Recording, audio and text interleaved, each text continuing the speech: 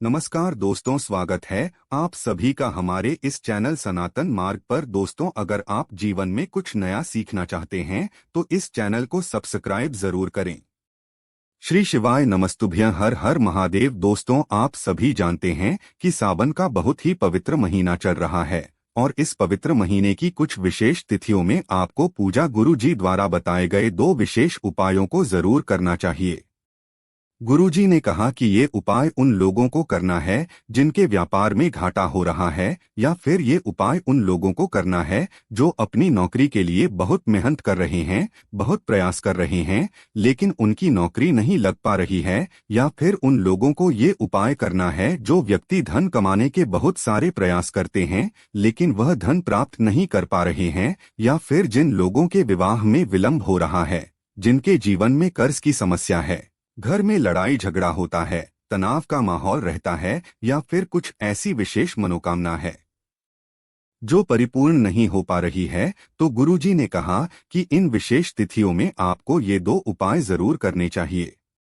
तो चलिए जानते हैं उस उपाय के बारे में। लेकिन उससे पहले, अगर आप भोलेनाथ जी को सच्चे दिल से मानते हो तो इस वीडियो को लाइक करें और चैनल को सब्सक्राइब करके कमेंट में हर हर महादेव जरूर लिखें चाहिए। इस वीडियो में हम पूज्य गुरुजी द्वारा बताए गए 2 विशेष उपायों के बारे में बात करेंगे। देखिए, आप सभी जानते हैं कि सावन के अब कुछ दिन ही बचे हुए हैं और इन बचे हुए दिनों में आपको यह विशेष उपाय जरूर करना। पहला उपाय उन लोगों को करना है जिनके जीवन में धन प्राप्ति की समस्या लगातार बनी हुई है, या फिर उनकी कोई विशेष मनोकामना है जो पूर्ण नहीं हो पा रही है, तो ऐसे लोग पहला उपाय कर सकते हैं। और दूसरा उपाय उन लोगों को करना है जिनके जीवन में संकट पहुंच जाता है, समस्याएं बहुत ज्यादा है, विवाह समय से नहीं हो पा रहा है, या कोई ना कोई संकट लगातार बना हुआ रहता है, तो दूसरा उपाय को लोग कर सकते हैं। चलिए बात करते हैं गुरुजी द्वारा बताए गए पहले खास उपाय के बारे में। इस उपाय के लिए आपको सिर्फ एक बेलपत्र ले लेनी है, लेकिन बेलपत्र लेते समय आप ध्यान रखेंगे कि इसकी पत्ती कहीं से भी कटी फटी नहीं होनी चाहिए, और बेलपत्र की डंडी के आखिर में जो दूध होती है, यानी जो डंठल होता है, जिसे कहीं कहीं पर गांठ कहते हैं, तो इसको भी आप तोड़कर अलग कर लेंगे। अगर आपके पास बेलपत्र नहीं है तो शिवालय जाकर शिवलिंग के ऊपर चढ़ी हुई बेलपत्र को उठाकर जल से शुद्ध करके फिर आप उसका भी इस्तेमाल कर सकते हैं। फिर इसी के साथ आपको थोड़ा सा शहद ले लेना है। आप आधे से भी आधा चम्मच शहद ले लीजिएगा। और फिर इसी के साथ आपको ले लेना है थोड़े से काले तिल के दाने। काले तिल के दाने आप 1 चुटकी या 2 चुटकी, जितने भी आपके पास सामर्थ्य हो उतनी आप ले सकते हैं। फिर सबसे आखिर में आपको ले लेना है 1 लोटा जला लौटा। आप तांबे का ले लीजिएगा और इसमें जल आप अपने किचन से लीजिएगा।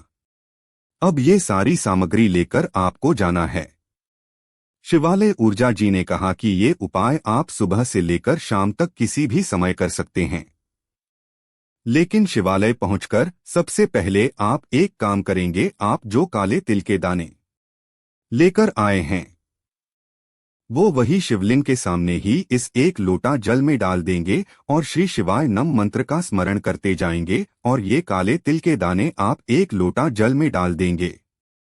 फिर उसके बाद आप जो बेल पत्र लेकर आए हैं उस बेल पत्र की चिकनी साइड में आपको शहद से ओम नमः शिवाय लिखना है।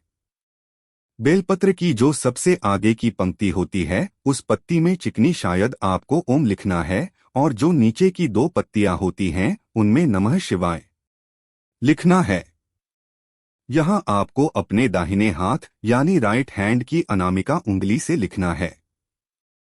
शहद से आप ओम नमः शिवाय लिखकर के लिए 1 बेलपत्र आप शिवलिंग के ऊपर समर्पित कर देंगे। बेलपत्र की चिकनी शायद का हिस्सा जिस तरफ आपने ओम नमः शिवाय लिखा है वह शिवलिंग में टच करेगा, यानी शिवलिंग में स्पर्श करेगा, और बेलपत्र की डंडी जलाधारी की तरफ रहेगी। बेलपत्र रखते समय आप श्री शिवाय नमस्तुभ्यम मंत्र का स्मरण करेंगे और आपके जीवन में धन प्राप्ति की जो समस्या चल रही है, या फिर व्यापार में जो समस्या चल रही है, या फिर नौकरी में जो बाधा आ रही है, या आपकी कोई विशेष मनोकामना है, तो इन सभी में से जो भी आपकी मनोकामना है उसके लिए आप महादेव से प्रार्थना कर लेंगे और यह एक बेलपत्र आप शिवलिंग में समर्पित कर देंगे। फिर उसके बाद आप जो एक लोटा जल लेकर आए हैं, जिसमें अभी आपने काले तिल के दाने डालें, वो जल आपको इसी बेलपत्र के ऊपर धीरे धीरे समर्पित करते जाना है और लगातार शिव महापुराण के मूल मंत्र श्री शिवाय नमस्तुभ्यं का स्मरण करते जाना है। गुरुजी ने कहा कि जल आप बिल्कुल धीरे धीरे समर्पित करिएगा। फिर इसके बाद जल आधारित से जो जल नीचे गिर रहा है उसको थोड़ा सा आप अपने हाथ में ले लीजिएगा और अपनी दोनों आंखों के ऊपर यानी अपने दोनों नेत्रों के ऊपर इस जल को लगा लीजिएगा। गुरुजी कहते हैं कि अगर हम इस विशेष उपाय को सावन के किसी भी सोमवार के दिन या किसी भी शनिवार के दिन करते हैं तो हमारे जीवन की ऐसी कोई मनोकामना नहीं जो महादेव की कृपा से परिपूर्ण ना की जा सकते। तो दोस्तों, ये उपाय आपको किसी भी शनिवार के दिन या सोमवार के दिन जरूर करना चाहिए। अब इसके बाद बात करते हैं पूजा जी द्वारा बताए गए दूसरे खास उपाय के बारे में। देखिए, इस उपाय के लिए आपको सिर्फ 2 कनेर के पुष्प ले लेने हैं। कनेर के पुष्प आप सभी जानते हैं कि पीले रंग के होते हैं। इन पुष्पों से अभी आपने अधिक मास की अमावस्या की तिथि में भी एक उपाय किया है और अब आपको सावन के बचे हुए सोमवार में या फिर शनिवार में कनेर का ये उपाय जरूर करना चाहिए। लेकिन आप 2 कनेर के पुष्प ले लेंगे और साथ ही साथ 1 लोटा जल ले लेंगे। अब ये दोनों सामग्री लेकर आपको पहुंच जाना है शिवालय।